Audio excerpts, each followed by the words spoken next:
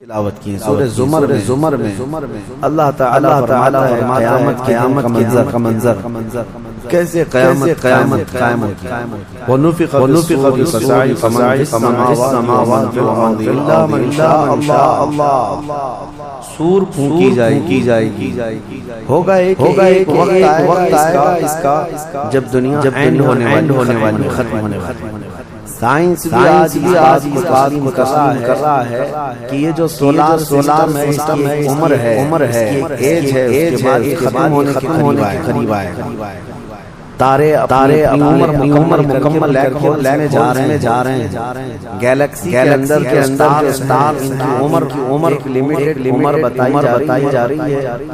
اس میں سورج کی عمر ہے چاند کی عمر بتائی جا رہی ہے یہ سائنس کی بات ہے اللہ نے قرآن میں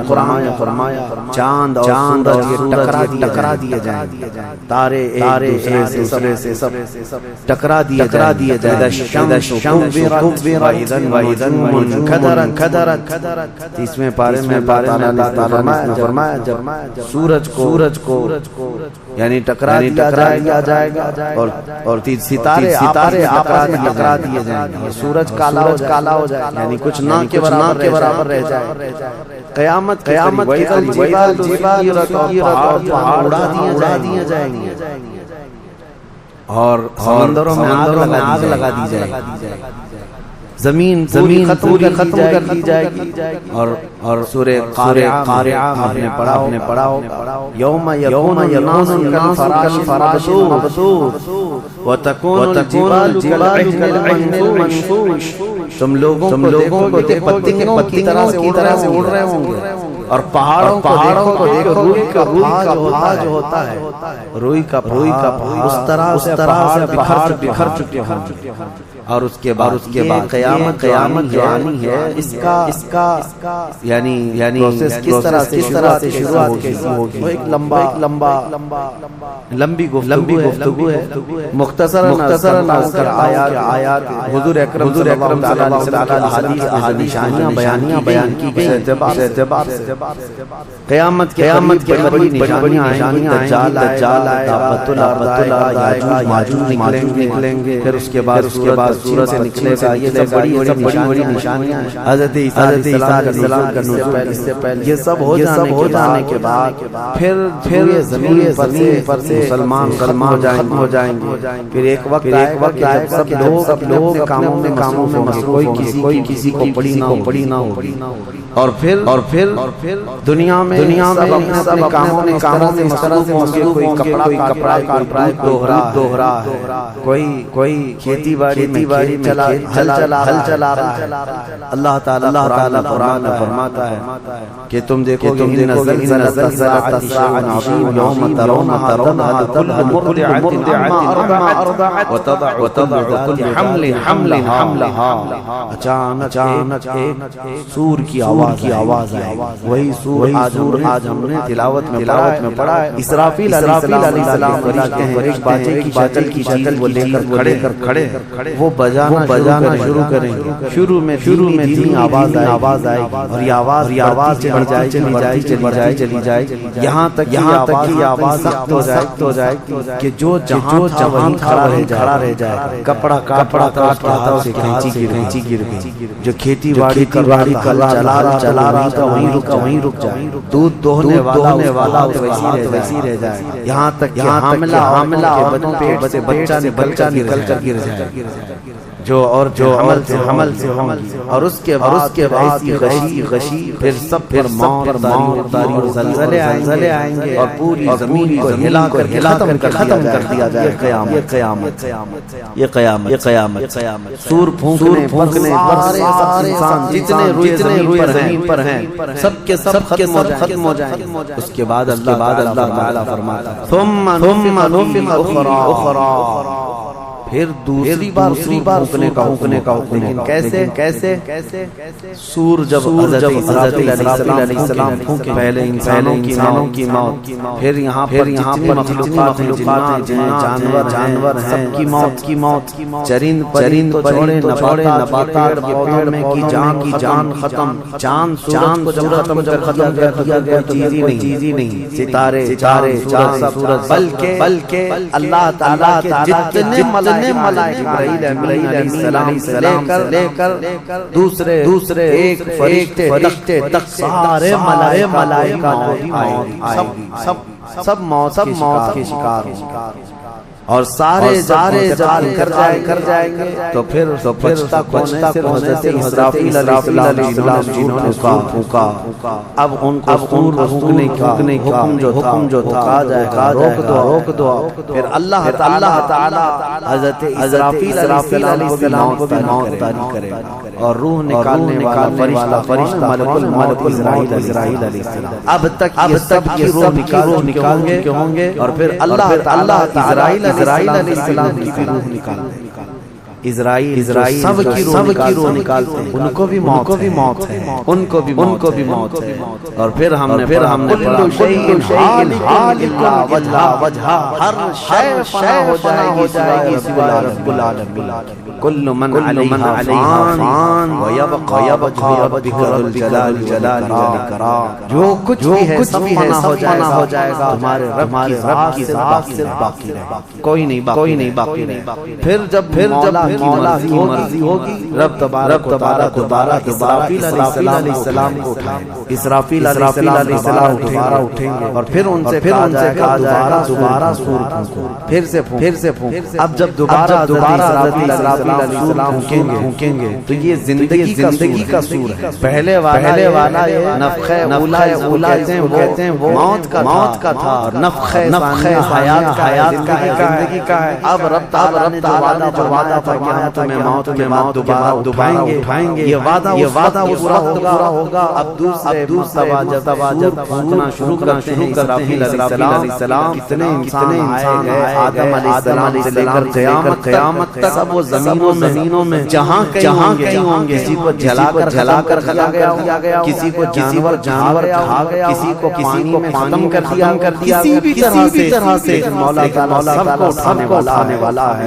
لیکن فرمایا پاک میں ہے کہ یہ دوسری پھونکنے کے بعد سب سے پہلے زمین پر جو محمد رسول اللہ، میرے آقا صلی اللہ علیہ وسلم فرماتے ہیں قبر سے اٹھوں گا سب سے پہلے، اور محشر کے میدان کی طرف جائیں گے، تو فرماتے ہیں صلی اللہ علیہ وسلم اٹھیں گے، ان کے بعد صدیق، ان کے بعد عمر فاروق رضی اللہ تعالی، پھر ساری کائنات اٹھائے گا، اور جب رسول کریم صلی اللہ علیہ وسلم فرماتے ہیں میں میدان قیامت میں آؤں گا کہ میرا ابو بکر کے کندھے پر ہوگا، عمر بن خطاب کے کندھے پر، یقیناً وہ اس دن کے دولہ ہے، قیامت کا منظر ہے جب رسول کریم صلی اللہ علیہ وسلم تشریف لائیں، اور اس کے بعد رب تعالی فرمایا سورہ زمر میں دو آیتیں آئی، وسیق الذین کفروا الی جہنم زمرا، اب جو کفار تھے ان سب کو کھینچ کر کے لایا جائے میدان قیامت، پہلے تو میں آپ کو بتا دوں تفصیل قیامت کے میدان کے بعد ان آیتوں کی آتا ہوں، پھر جب سب کو اٹھا دیا گیا، زمین ہو، زمین کہاں ہو، اللہ بہتر جانتا ہے کس جگہ، کیونکہ یہ زمین ہے ہی نہیں، تو پھر اس وقت بنے گا کیا، یہ اللہ ہی بہتر جانتا ہے، کہاں بنے گا، کس طرح بنے گا، اس میں ہم نہ سوچ سکتے ہیں نہ مثال دے سکتے، اب آپ مجھے بتاؤ یہ جو زمین بیٹھے ہیں یہ ختم ہونے والی، کیا رہے گا نیچے، آسمان جو ختم ہونے والا، کیا رہے گا اوپر، ہمیں نہیں معلوم، لیکن اللہ ایک زمین بنائے جس کے متعلق تانبے اور پیتل سے بنی، یہ مٹی والی زمین، اور پھر اس کے بعد سورج کو پھر دوبارہ زندہ کیا جائے، اور سورج کو سب کے سروں پر لا کر کھڑا کر دیا جائے، اب وہ زمین اور جس میں سارے انسانوں کو جمع کر دیا گیا ہے. آپ اندازہ کریں وہ زمین میں نہ کوئی عمارت درخت ہو, وہ بالکل فلیٹ زمین میدان. ایسا نہیں ہے کہ یہاں پر کوئی میدان اور تھوڑی دور عمارت کی درخت کوئی پہاڑ کچھ نہیں, صرف سیدھی زمین. اسی لیے کہ وہاں تم 500 سال میدان میں بھاگتے رہو گے, ایک پتا بھی نہیں ملے, ایک پتا ہاں سایہ حاصل کر سکتے. لیکن کچھ خوش نصیبوں کے لیے اللہ نے فرمایا کہ سایہ انہیں عطا فرمایا. وہ کون لوگ ہیں؟ کئی لوگ ہیں, جس میں سے ایک ہی میں بتاتا ہوں. رجل تعلق قلبه بالمساجد. وہ ایسا آدمی جس کا دل مسجدوں میں لگا ہوا ہے, قیامت کے دن اللہ کا سایہ عطا فرمائے. آپ کی نماز بیٹھے کیوں ہیں؟ نماز ہو گئی, چلے جانا, لیکن تمہارا دل مسجد میں لگا ہوا ہے. انہی لوگوں کی فضیلت ہے جب قیامت کے دن کوئی سایہ نہ ہو, لوگوں کے لیے اللہ عرش کا سایہ عطا کرے. اب یہ جو سارے لوگ جمع ہوں گے, پتہ نہیں کہ ہونا کیا ہے. کسی کو نہیں پتہ کیا ہونا ہے. نفسی کا عالم ہے اور سب ایک دوسرے کو تک رہے ہیں. اب یہی مسئلہ ہے کہ سارے لوگ کفار مشرکین, جتنی امتیں پہلے آئی ہیں, وہ انبیاء بھی ہیں, اولیاء بھی ہیں, صالحات صحابہ علماء بھی سب ہیں. لیکن کسی کو پتہ نہیں کہ کیا کیا. یہی بے خبری سے پوری مخلوق انبیاء کے پاس جاتی ہے. انبیاء میں پہلے ابو البشر آدم علیہ السلام سے سارے لوگ, آپ تو ہم سب کے باپ ہیں, ہمارے لیے اللہ کی سفارش کریں کہ ہمارے کیا حکم ہے وہ پتہ چل جائے. ہمیں کہاں جانا ہے, جنت میں یا دوزخ میں, یہ بھی پتہ چل جائے. حساب بھی شروع ہو رہا ہے. تو آدم علیہ السلام نے فرمائیں گے کہ لوگو جاؤ, اس لیے کہ مجھے ڈر ہے اللہ کی بارگاہ میں نے جنت میں وہ شجر کھا لیا. مجھے آج احساس ہے رب تبارک و تعالی پر کتاب نہ فرما. جاؤ کسی اور کے پاس. جتنے نبیوں کے پاس جاتی تھی وہ انبیاء کرام کہتے آج ہمیں اللہ کریم کی بارگاہ میں وہ قہار ہے, جبار ہے. اور میں نے آج یہ بھی پڑھی سورہ مومن میں اللہ نے فرمایا لمن اليوم. اس دن یہ آواز ہے, آج بادشاہت کس کی ہے, آج کی بادشاہت کس کی ہے. پھر اللہ خود فرمایا للہ الواحد القہار, ایک قہر کرنے والے خدا کی بادشاہت. اس دن صرف اس کی سلطنت ہو, صرف اس کی حکومت ہے. انبیاء ملائکہ سب ڈرے ہوئے, پتہ نہیں برسوں گھومتی رہے گی مخلوق. عیسیٰ علیہ السلام کہ جاؤ محمد رسول اللہ کے پاس. آج وہ تمہاری سنیں گے اور اللہ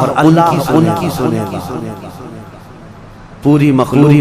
کریم صلی اللہ علیہ وسلم کے پاس آتی ہے تو نبی پاک صلی اللہ علیہ وسلم اسی کے انتظار میں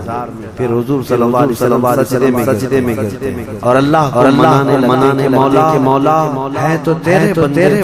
تو حساب تو شروع پر. وہ کہتے ہیں شفاعت کبریٰ. یہ کیا ہے؟ شفاعت بڑی شفاعت. یہ سب کے لیے, کافروں مشرکوں سب کے لیے. یعنی حضور کی پہلی شفاعت کس کام کی تھی کہ اللہ حساب شروع کرے. یہ شفاعت کبریٰ, حساب شروع کرے مولا تعالی. ساری انسانیت کے لیے جب سجدے میں گرتے اللہ کریم فرماتا ارفع رأسک یا محمد. حضور نے یہ فرمایا کہ اس دن میں سجدے میں ایسی ثنا اور حمد بیان کروں اللہ کی جو آج تک کسی نے نہیں بیان کی ہوگی. اور دن مجھے اللہ ترتیب بھی فرمایا. اور جب حضور ثنا کر رہے ہوں اللہ فرماتا ارفع رأسک یا محمد صلی اللہ علیہ وسلم, اپنا سر اٹھائیے, مانگیے دیا جائے. آپ پوچھئے آپ کو جواب دیا جائے گا۔ یہ پہلا سوال ہے اللہ کی بارگاہ میں قیامت، پہلا جواب ہے کسی بندے کو کوئی جواب نہیں تھا۔ اللہ کی بارگاہ میں جب عرض کیا طرف ملائکہ جس کی ڈیوٹی تھی، جس کا کام تھا کہ میدان قیامت میں عمل لگا دیا جائے، حساب ہو، سب کے نام اعمال میں دیے جائیں، سب کو پڑھنے کا آرڈر آ گیا، حکم آ گیا، تھوڑی راحت کی سانس لیتے ہیں کہ چلو حساب شروع ہونے والا، لیکن ابھی اتنا آسان نہیں ہے، اتنا آسان۔ اب فرشتے لا رہے ہیں سب کے اعمال نامے، لوگوں کو ایسا اعمال چار ہوگا، ہاں جیسے ایگزام میں فل شیٹ A4 سائز کی شیٹ لے کر کے بیٹھتے ہیں۔ قرآن میں اللہ تعالیٰ نے فرمایا کہ جب نام اعمال لے کر کے آئیں گے تو کتنے ہوں گے پتہ ہے؟ تمہاری نظر تک جہاں تک وہاں تک کتابیں تمہاری ہوں، صرف تمہاری کتابیں فرشتے لاد کر کے لا رہے ہوں گے، اس میں سب لکھا ہوگا، زندگی میں جتنی باتیں کیا تھا، جو کچھ بھی کیا سب ڈیٹیل ہوگا۔ اور ہر آدمی پکار کے کیا کہتا ہے؟ مالی هذا الكتاب لا يغادر صغيرة ولا كبيرة إلا اے اللہ تو کیسی کتاب بنا دی، چھوٹی نہیں چھوڑی، بڑی چھوڑی، سب لکھ دیا گیا، اور پھر لا کر تھما دیا جائے۔ پہلی علامت ہے کہ جس کے سیدھے ہاتھ کے نام اعمال دیے جائیں گے، فرمایا وہیں سے ہلکا پن آسانی ہوگی، اور جس کے بائیں ہاتھ نے پکڑا سمجھ لو لمبا جانے والا حساب سخت ہونے والا۔ یہ تو صرف پڑھ کے سنانا ہے، اس کے بعد پکڑو کسی کام پر۔ یہ تو نے کیوں کیا تھا، اس کی وجہ بتا۔ یہ تو نے کیوں کھایا کی وجہ بتا۔ اس کے ساتھ کیوں کیا، سبب بتا۔ صرف پڑھ کر کے سنانا نہیں ہے، جو کیا تھا وجہ بتانا، اور جب وجہ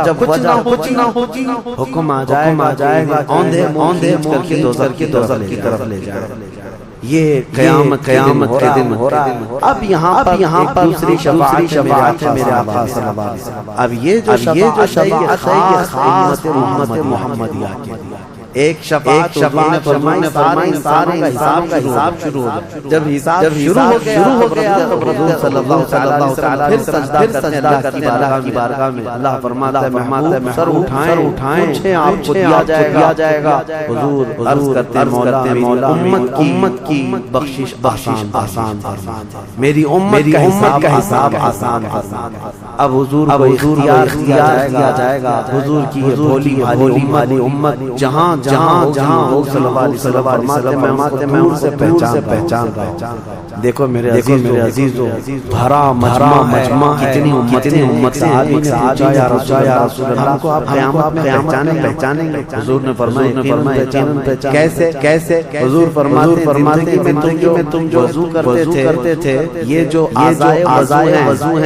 چہرہ ہاتھ، حضور فرماتے قیامت کی سورج کی طرح چمک رہے ہیں، اور اسی چمک سے پہچان لوں گا یہ میری امت ہے جس کے ہاتھ چمک رہے ہیں۔ جو وضو ہی نہیں کرتا اس کا کیا چمکے؟ لیکن حضور صلی اللہ علیہ وسلم نے حدیث پاک وضو کے اعضاء کی چمک کی امت کو پہچان فلاں میرا امت۔ بہرحال اب اس کے بعد میں آیتوں کی طرف آتا ہوں۔ حساب و کتاب ہو رہا، سب سے پہلے قیامت کو لایا جائے۔ الگ روایت، اس میں تین لوگوں کے متعلق فرمایا، ایک عالم، ایک شہید، اور ایک امیر پیسے والا۔ حالانکہ چھ لوگ تھے دنیا میں۔ یہ جو امیر تھا پیسہ بانٹتا تھا، اور یہ قاری قرآن تلاوت کرتا تھا، اور یہ شہید تو جنگ میں شہید ہوا تھا، لڑ کر تینوں کا حساب ہو رہا۔ سب سے پہلے قرآن کو بلائے، بتا تو قرآن کیوں پڑھتا تھا؟ وہ کہے گا میں نے تجھے اچھی آواز دی تھی، اچھی آواز دی آواز کیا کہتا میں قرآن پڑھتا تھا بہترین انداز میں۔ رب تعالیٰ تو اس لیے پڑھتا تھا کہ تیری آواز کی تعریف کرے کیا آواز ہے، اور لوگوں نے تعریف دنیا میں تجھے تیرا بدلہ مل گیا، یہاں کچھ نہیں، جاؤ جہنم۔ مالدار آئے گا، اس سے رب تعالیٰ میں نے مال کیا کہے گا رب تعالیٰ میں نے غریبوں میں تقسیم کیا، بہت خیرات کیا۔ اللہ کریم فرماتا ہے کہ تو یہ نیت سے تقسیم کیا تھا نا کہ دیالو سخی تیری مال کی تعریف کریں، تو لوگوں نے تعریف کر دنیا میں ملنا تھا وہ میری خواہش ہو گئی، یہاں کچھ نہیں، اسے بھی فرمایا جائے گا دوزخ میں۔ تیسرا کے لیے رب تعالیٰ فرماتا میں نے جوانی کیا کہا، اے اللہ میں لڑتا رہا کے مقابل میں اپنی جان دے دی۔ فرماتا ہے رب تعالیٰ تو یہ سوچتا تھا کہ لوگ بہادری کی تعریف کریں، لوگ تجھے بطل جلیل مجاہد کہیں، تو یہ لوگوں کی تعریف سننے کے لیے کرتا رہا۔ اگر تیری یہی خواہش اور لوگوں نے تیری تعریف دنیا میں بہت کر یہاں تیری اسے بھی دوزخ میں بھیج دیا۔ یہ ریاکاری، یہ پہلا حساب جن لوگوں کا ہونے والا ہے۔ یہ تین لوگوں کے بارے میں حدیث پاک ہے۔ پھر میرے آقا صلی اللہ علیہ وسلم فرماتے ہیں قیامت کے میدان سے اس وقت پیر ہٹا سکتا جب تک اللہ سوالات نہ کر لے۔ ان میں سے پہلا سوال یہ ہے کہ اللہ فرمائے میں جوانی تو نے کہاں خرچا۔ یہ ہر ایک کو بتانا پڑے، ہر ایک کو بتانا پڑے، اپنی تیاری کہاں کی اللہ کو بتانا ہے۔ آج اگرچہ تم ہماری باتوں کی طرف نہیں کرو کیئر نہیں کرو گے، لیکن ایک دن وہ آئے گا جب تمہیں اللہ کی بارگاہ میں کھڑے ہو جوانی کا بتانا ہوگا، وہاں کوئی چارہ نہیں ہوگا۔ وہی اب آیت وسیق الذین کفروا جہنم زمرا حتی اذا جاء فتحت ابوابها وقال لهم خزنتها، کافروں کی جماعت کو بریچتے ہوئے دوزخ کی طرف لائیں۔ دوزخ کیسی ہوگی انشاءاللہ العزیز عرض کروں گا آخری رمضان کے، کیونکہ جو عشرہ گزر جہنم سے آزادی کا عشرہ، کاش اللہ ہمارا آزاد ہونے والوں کو شامل فرمائے کہ جہنم سے آزاد ہونے والا ہمارا شامل ہو گیا تو پھر قسمت جب لایا جائے گا کنارے جماعت آ رہی ہوں، جماعت یہاں پر زمرہ بہت تعداد میں جماعت میں کھینچ کر کے لایا جائے، پھر دوزخ کے دروازے کھول دیے جائیں، فتحت ابوابها دروازے کھول دیے جائیں، وقال لهم خزنتها، اور جو دربان کے دروازے پر حضرت مالک وہ فرشتے بڑے سخت کے فرشتے ہیں، وہ ان سے پوچھیں گے جو جماعت میں لائی جا رہی کو پہلے پوچھیں گے الم یرسل منکم یتلون علیکم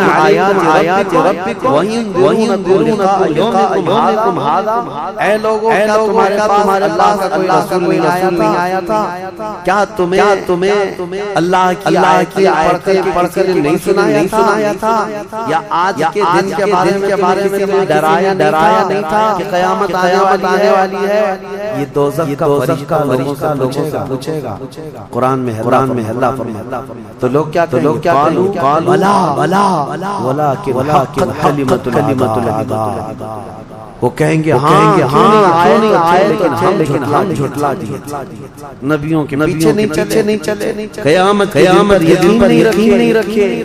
اور عذاب ہمارے اوپر واجب ہو گیا، ہم جا رہے ہیں۔ قیل ادخلوا ابواب جہنم خالدین فیہا، ان سے کہا جائے ادخلوا ابواب جہنم، داخل ہو جاؤ جہنم کے دروازوں خالدین ہمیشہ تم رہو گے یہاں پر۔ یہ کافروں کے لیے ایسی آواز آئے گی کہ وہ چیخ مارتے ہوئے دوزخ میں کود رہے ہوں۔ فبئس مثوى المتکبرین فرماتا ہے کیا ہی جگہ ہے، کیا ہی برا ٹھکانہ گھمنڈ کرنے والوں کا، زمین پہ اترانے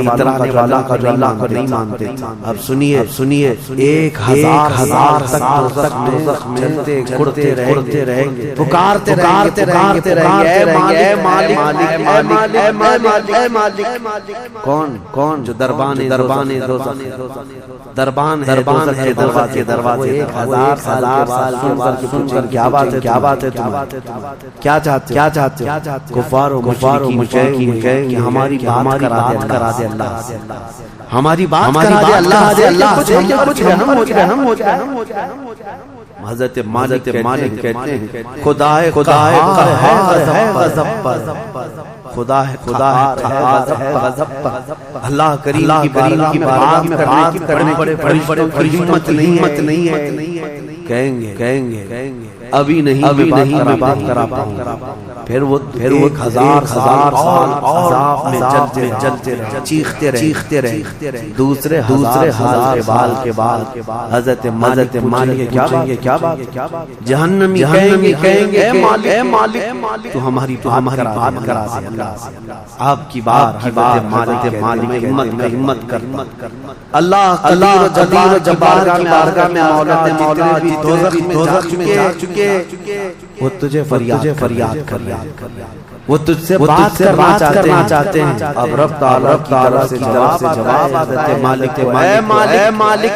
ان دوزخیوں سے کہہ کہ آج رب تبارک و تعالیٰ کی طرف نظر فرمائے،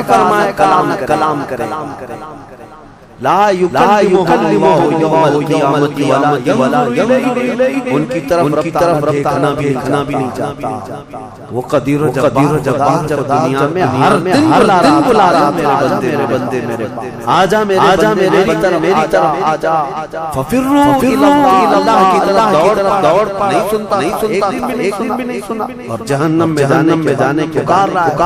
ہے۔ رب تعالیٰ فرماتا اللہ دیکھنا بھی نہیں چاہتا۔ حضرت مالک پیغام سنا دیتے اللہ کا، جہنم میں چیخ نکلتی ہے جہنمیوں کی کہ پورا جہنم ہلنے لگا، کانپنے لگ جاتا ہے۔ ان جہنمیوں کی چیخ کیا وہ ان کو کہہ دیا جاتا ہے اب تم ہمیشہ ہمیں رہو گے یہاں پر۔ اسی لیے میرے کفر سے گناہ کرنے کے بعد معافی ہے، لیکن کفر کی معافی نہیں۔ اسی لیے اولیاء امت کرتے تھے کہ کہیں موت سے ایمان چلا گیا، کفر پر موت ہو گئی تو کیا ہوگا؟ پھر ہمیشہ کے لیے دوزخ میں جانا پڑے، نہ وہاں کی سفارش نہ کوئی شفاعت ہو۔ شفاعت گنہگاروں کے لیے ہے، کافروں کے لیے نہیں۔ قرآن میں اللہ نے فرمایا وَيَغْفِرُ مَا دُونَ ذَلِكَ لِمَن يَشَاءُ، بے شک اللہ تعالیٰ اس کے ساتھ شرک کو ہرگز معاف نہیں کرے گا، اور اس کے علاوہ جو کچھ بھی کیا ہے اللہ سب معاف کرے گا۔ کفر کو اور شرک کو معاف نہیں کرے۔ اب سنیے دوسری آیت، وَسِيقَ الَّذِينَ اتَّقَوْا رَبَّهُمْ إِلَى الْجَنَّةِ زُمَرًا، اس میدان قیامت وہ جماعتیں بھی ہیں جو دنیا میں تقوی حاصل کر چکی، فرمانے خدا پر چلتی تھی، نمازیں اللہ سے ڈرتے تھے، اپنی راتیں گزارتے تھے مولا کو پکارتے تھے۔ وہاں قیامت کے دن اللہ ان کے حال یہ ہیں کہ ان کا استقبال ہو رہا ہو، فرشتے سجا رہے ہوں، اور وہ بھی جماعت کے ساتھ جا رہے ہوں جنت کی طرف۔ تو جیسی وہ پہنچیں گے ابوابھا، قرآن میں 7 دروازے جنت کے کھول دیے۔ یہ پرہیزگار تقوی والے لوگ جیسے ہی جنت کے دروازے کھلیں گے، وقال لهم خزنتها، پر بھی دربان ہے، جنت جنت کے دربان حضرت رضوان علیہ السلام، وہ فرشتہ جنت کے دربان ہے، جیسے جماعت قریب پہنچے دروازوں کے، کیا دربان جنت، وقال لهم خزنتها سلام علیکم طبتم، مبارک کی سلامتی، یہ جو ہم سلام علیکم جنتی سلام ہے، یہ دربان جنت جو داروغہ ہے جنت کے دروازوں کا، وہ سلام کرے گا فرشتہ آ رہے ہیں جنت، سلام علیکم طبتم، مبارک ہو، خوش آمدید، اللہ کی سلامتی ہو، فادخلوها، آ جاؤ جنت میں داخل ہو جاؤ، خالدین، ہمیشہ کے لیے نہیں جاؤ۔ اب ہمارے اس چھوٹی سی زندگی بتاؤ میرے، اب اندر جیسے ہی جنت میں داخل ہوتے ہیں، کیسے سب سے پہلی نعمت جنت، اللہ آپ کے لیے اور ہمارے لیے سیب ملے گا، انگور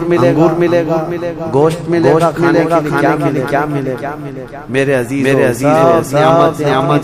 جگہ پر، لیکن فرمایا گیا جنتی میں پہلا قدم رکھتا ہے رسول اللہ کھڑے ہو، میرے آقا صلی اللہ علیہ وسلم ہوں گے اپنے امتیوں کے استقبال کے، اس سے بڑی نعمت کیا ہے میرے، جنت میں داخل ہو جانے کے بعد سورہ واقعہ جب آپ پڑھیں گے تو جنت کا تذکرہ ہے، فرمایا ثلۃ من الاولین وقلیل من الآخرین علی سرر متقابلین علیہا، دیوان لگائے ہوں گے، بڑے محلات ہوں گے، جن کی ایک سونے کی چاندی کی بنائی ہوگی، پورے زمین گھاس زعفران سے ملائم، اور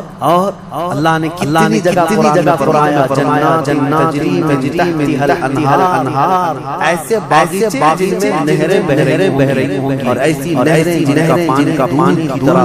سفید، شہد سے زیادہ میٹھا ٹھنڈا، ٹھنڈے میٹھے پانی کی نہریں، جس کو کوثر و سلسبیل کہا گیا ہے، جنت کے باغوں پر گزر رہی ہوں گی، جنتی جتنے بھی ہوں گے وہاں پر وہ نہروں کے بیٹھے ہوں گے، ان کے چہرے چمک رہے ہوں، وجوہ یومئذ ناظرہ، ایسے چمک رہے ہوں، چاند کے چہروں کے پھیکا ہو، یہ جنتیوں کے چہرے ہوں گے، اور وہ جب جنتی محل میں جائیں گے، ایک محل سامنے، دوسرا محل ادھر ہوگا، آمنے سامنے جنتی کرتے ہوئے بیٹھے، قرآن نے فرمایا ان کی خدمت کے لیے غلمان لڑکے بھی ہوں گے، حوران جنت، وہ جنتیوں کی خدمت کے لیے میاں وہاں پر بنائی جائیں گی، وہ اتنی حسین و جمیل خوبصورت ہیں کہ جنتی کے لیے آج تک نہ وہی صورت دنیا میں سنا ہے نہ دیکھا، یہ حوران جنت ہر جگہ دی جائیں گی، اب اس کے بعد جنت میں پہنچ جانے کے بعد کیا نہیں ہوگا، ایک طبقہ انبیاء کا ہے، ایک طبقہ جنت میں اولیاء کا ہے، ایک شہداء کا ہے، طبقہ صدیقین کا ہے، اور پھر جنتی کے لیے قرآن میں جو وہ خواہش کرے گا فرشتے فوراً حاضر کریں گے، جو چیز کی خواہش کرے گا، جس دن تمہاری خواہش ہو کہ مجھے یہاں غریب نواز کا دربار دیکھنا ہے، جنت میں کہاں ہے، وہاں جانا ہے، صحابہ راشدین کہاں جانا ہے، انبیاء کرام کہاں ہے، شہداء صالحین کہاں جانا ہے، جنتی گھوم رہا ہوگا، کیا ہی بہتر ہوگا جب یہ خواہش کرے گا محمد رسول اللہ کے محل میں جانا، وہاں بھی اسے پہنچایا جائے گا، ہر ایک بڑے سے بڑے انبیاء صالحین شہداء رسولان نظام کے ہاں جاتا رہے گا، جنت کی نعمت ختم نہیں ہوگی، یہاں تک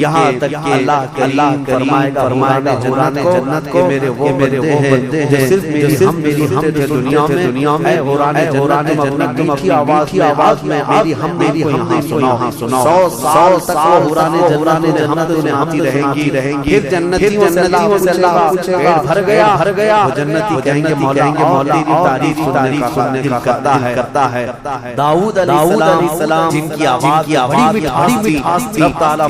فرمائے گا اے میرے خلیفۃ اللہ جنتیوں سریلی آواز ہمیں میری حمد سناؤ اب وہ 100 سال تک سناتے رہیں گے اور جنتی ہوش ہوں گے اور سنتے رہیں گے جنت کے ترانے منائے جا رہے ہیں اس کے بعد رب تعالیٰ فرمائے گا اب تم سیراب ہو گئے کہ داؤد علیہ السلام کی زبان چڑیاں بھی سننے کے لیے کھڑی ہو جاتی تھی پرندے بھی ہوا میں رک جاتے تھے جنتی کے مولا اور تیری حمد ہو اور تیری تعریف ہم سننا چاہتے ہیں رب تعالیٰ جب فرمائے گا اے فرشتوں حجابات ہٹاؤ میں سناؤں گا اور میرے بندے سنیں اب یہ جنت کی سب سے بڑی نعمت وجوہ ناظرہ الی ربها مولا فرماتا ہے چہرے چمک رہے ہوں اس بات کے حجاب کے اپنے اللہ کو دیکھ رہے ہوں اس سے بڑی نعمت جنتی کو کچھ نہیں ہے کہ مولا کریم حجابات ہٹا دے گا جس سجدے کرتے ہو جس سے تم گڑگڑا کر مانگتے ہو مولا جنت میں ہٹا دے گا فرمائے سب سے بڑی نعمت دیدار الہی ہے اسی لیے رمضان میں میرے آقا نے فرمایا افطار کرنے والے کو دو خوشیاں دی جائیں گی کہ جب بندہ افطار کرتا ہے اس کے لیے یہ فرمایا گیا ہے کہ جیسی وہ افطار کرتا ہے تو اس کے پیٹ ٹھنڈے ہونے کی گھلا ہونے کی خوشی ہے لیکن دوسری خوشی ہر کرنے والے روزے کے لیے رحمان فرمائے گا میں نے تیرا لیا ہے جنت میں اپنا دیدار کراؤں روزے داروں کو اللہ کا دیدار ہوگا تو یہ جنتی جنت میں پہنچ جائیں گے دوزخ میں پہنچ جائیں گے میں نے یہ دو آیتیں آئی تفسیر آپ نے رکھ دی اسلام تمہارے پاس ہے زندگی گزارو لیکن میرے آقا جنت کا جو راستہ ہے نا وہ کیسا ہے کانٹوں سے بھرا ہوا یہاں دنیا جہنم کا پھولوں سے سجا ہوا ہے بہت ٹھنڈا ہے بہت آرام دہ ہے دوزخ میں الٹا تو نہیں بول رہا سیدھا ہی بول جہنم کا راستوں سے سجا ہوا جنت کا کانٹوں سے بھرا ہوا ہے میرے آقا نے دنیا کانٹوں سے بھرا ہوا لیکن اس پر چل گیا تو وہ کانٹے ختم ہوتی ہے اس جنت کے باغات اور جو دنیا میں ان پھولوں کے راستے لیا دوزخ جیسی ہی یہ راستہ ختم ہو کے بعد آگ ہے چنو کون سا راستہ تم یہاں جاتے ہو یا پھر آخرت کی باغیچے یا یہاں کے کانٹے اور آخرت کی آگ یہ تمہارے ہے کس طرح اپنی زندگی متعین کرتے ہو بس رمضان پہلی تاورات ہے آج قدر ہو اللہ کی بارگاہ میں مانگو کہ اللہ ہمیں بن مانگے اپنے حبیب میں پیدا کیا ہے اور ہم تیری بار سوال کرتے ہیں مولا تو اپنی جنت سے ہم غریبوں کو محروم نہ فرما اے اللہ ہم تیری دوزخ میں جانے تیری جنت میں جانے کے قابل تو نہیں لیکن تیری دوزخ کا عذاب سہنے کے بھی قابل نہیں بس تو اپنے فضل و کرم سے ہم بخشش کر اور ہمیں جنت عطا فرما الہی لست اہلا ولا اقوى على نعيم فاغفر ذنوبي بفضلك يا الله واخر دعوانا الحمد لله رب العالمين السلام